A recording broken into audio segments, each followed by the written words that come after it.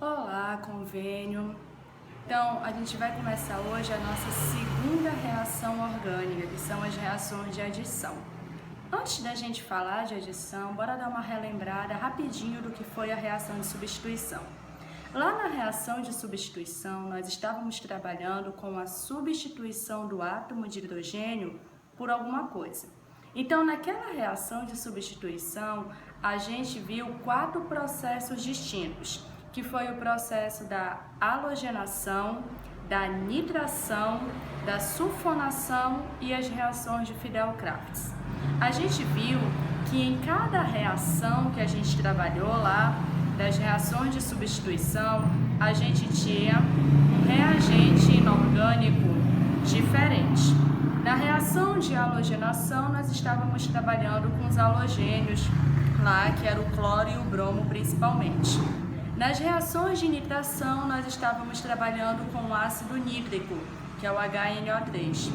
Nas reações de sulfonação, nós já íamos trabalhar com o ácido sulfúrico, que é o H2SO4. A gente viu que esses 3 processos que eu acabei de citar, eles vão ser trabalhados tanto nos alcanos quanto no benzeno, porque são os alcanos e benzenos que vão participar desse tipo de reação. Nas reações de Fidel-Crafts, a gente viu que ela vai se restringir a benzeno, que são as reações de alquilação e acilação. E mais uma coisa, nas reações de substituição, a gente sempre via que tinha a produção do produto orgânico, que era aquele produto principal, e nós também tínhamos a produção daquele subproduto, que é o produto secundário, que era justamente o produto inorgânico, que às vezes era ácido, quando nós tínhamos reação de halogenação e a reação de Fidel-Crafts, e outras vezes era água, quando era reação de nitração e sulfonação. Então, as reações de substituição, elas eram trabalhadas em cima de alcanos e benzenos e era a substituição do átomo de hidrogênio. Na reação de adição, não. A reação de adição, nós já vamos trabalhar com substâncias que irão possuir ligações π. Essas reações de adição, elas são fundamentais para que nós tenhamos muitos produtos, como plástico de um modo geral, como produtos alimentícios, que é a margarina, por exemplo, é o principal produto que a gente vai trabalhar aqui hoje, e outros derivados. Ela também vai ter 4 processos. Só que esses processos nós vamos estudar de forma gradativa. A gente não pode também atropelar, porque senão vai ficar muita informação para um vídeo só, para uma aula só, e vai ser muito difícil você conseguir compreender se for dessa forma. Então hoje nós vamos nos restringir a aprender primeiro uma única reação, que é a reação de hidrogenação catalítica, certo? Mas antes de qualquer coisa, bora primeiro ver onde ela vai acontecer. Então, as reações de adição, elas irão acontecer aonde?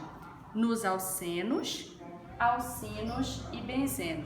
Galera, esses 3 são as 3 caras que vão possuir ligações π. A pergunta é, por que o benzeno entra aqui? Como eu vou saber que eu vou estar trabalhando numa reação de substituição e numa reação de adição quando eu apresentar esse cara? Calma, gente, é um passo de cada vez, é uma coisa de cada vez.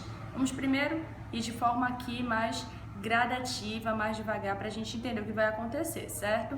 Mas saiba que essa reação vai ocorrer nesses 3 carinhas aqui, alcenos, alcinos e benzeno.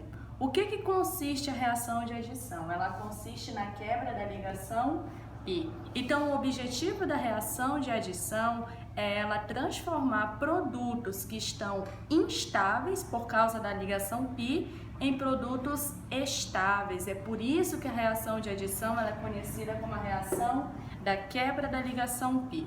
Beleza? Aqui, a nossa primeira reação é a reação de hidrogenação catalítica. O nome catalítica vem de catalisador. Quem vai ser ela? Como a gente vai saber?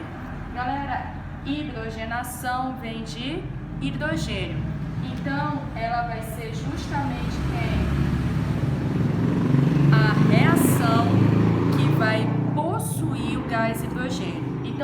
as vezes que você observar que você tem um alceno, que você tem um alcino, que você tem um benzeno e ele vai estar reagindo com gás hidrogênio, você vai ter uma reação de adição pelo processo da hidrogenação catalítica, correto? Diferente da reação de substituição, em que você vai produzir dois produtos, na reação de adição, você vai produzir somente o quê? Um produto. Então, na reação de adição, você só tem a produção de um único produto. Bora entender como. Na hidrogenação catalítica, que é a presença do gás hidrogênio, é através dela que você vai ter a produção das margarinas. Gente, manteiga e margarina não é a mesma coisa. Manteiga, ela é uma gordura, margarina também é uma gordura. Entretanto, a gordura da manteiga, ela é muito mais insaturada do que a gordura da margarina. A margarina, ela é barata, a gente compra ela barata, aqueles potes baratos, justamente porque ela vai sofrer o processo da hidrogenação catalítica. E o gás hidrogênio, ele é um gás barato, ele é um gás fácil de você conseguir. Então, todas as vezes que a manteiga ou óleos, eles são submetidos a esse tipo de reação, você vai produzir as margarinas, que são aquelas manteigas que a gente coloca entre aspas, que elas são bem mais claras, e você também observa que elas não derretem com facilidade, elas são bem firmes mesmo, e ela também é a mais prejudicial para a tua saúde. Por quê? Porque se uma gordura ela é muito saturada, ela é uma gordura muito saturada, teu organismo tem muita dificuldade em processar essa gordura. Devido a isso, ela vai o quê? Se acumular nas tuas veias e artérias, ocasionando os problemas, as doenças modernas que nós temos hoje, que é o AVC, que é justamente o infarto do miocárdio. Então, essas doenças, elas são ocasionadas por causa da nossa alimentação. Então, quanto mais margarina, quanto mais gordura saturada você come, pior para o seu organismo.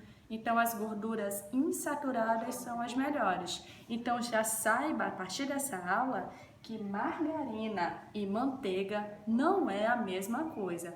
A margarina, ela é derivada da manteiga porque ela sofre esse processo da hidrogenação catalítica. Então, olha esse exemplo aqui.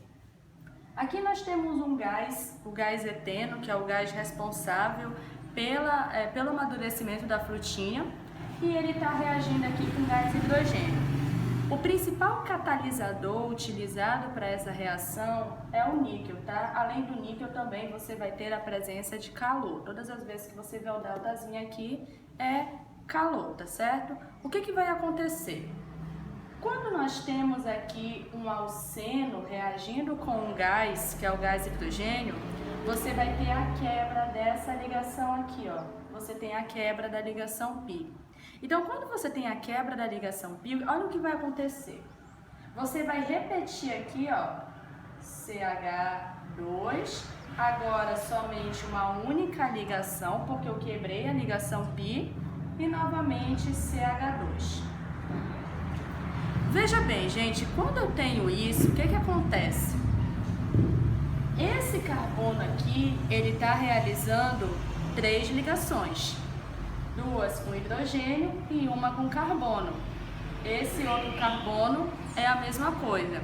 Então, quando eu quebrei a ligação pi entre eles, tanto esse carbono quanto esse carbono, eles estão o quê? Com uma valência livre. Ambos ficaram instáveis, diferente da reação de substituição, porque na reação de substituição você quebrava a ligação entre o carbono e o hidrogênio. Quando você quebrava entre o carbono e o hidrogênio, somente um carbono ficava com valência livre. É por isso que você tinha a produção de 2 produtos. Aqui não. Aqui você está quebrando a ligação entre os meus carbonos. Então, tanto o primeiro quanto o segundo carbono, eles vão estar o quê? Instáveis. O que acontece? esse gás hidrogênio aqui, ele é justamente quem? O hidrogênio unido com outro hidrogênio. Quando eu quebro a ligação π aqui, eu vou ter justamente a entrada. Então aqui, ó, vai entrar um hidrogênio aqui e vai precisar entrar o outro hidrogênio bem aqui, ó. Então esse gás aqui, ó, quando ele reage com o alceno, eu quebro a ligação π, transformo numa ligação simples, somente a ligação simples. Esses dois carbonos aqui, eles precisam realizar uma outra ligação e por essa razão, um átomo de hidrogênio entra no primeiro e o outro átomo vai entrar no segundo, fazendo que ao invés de você ter CH2, CH2, você tem agora o que? CH3, CH3. Agora sim, com a entrada dos dois átomos de hidrogênio, um em cada carbono, esses carbonos estão agora o que? Estáveis. O que isso implica dizer, gente? Que quando você tem uma hidrogenação catalítica de um alceno, você vai ter justamente a transformação do alceno em um alcano. Então, o eteno, ao reagir com gás hidrogênio, eu acabei formando quem? O etano.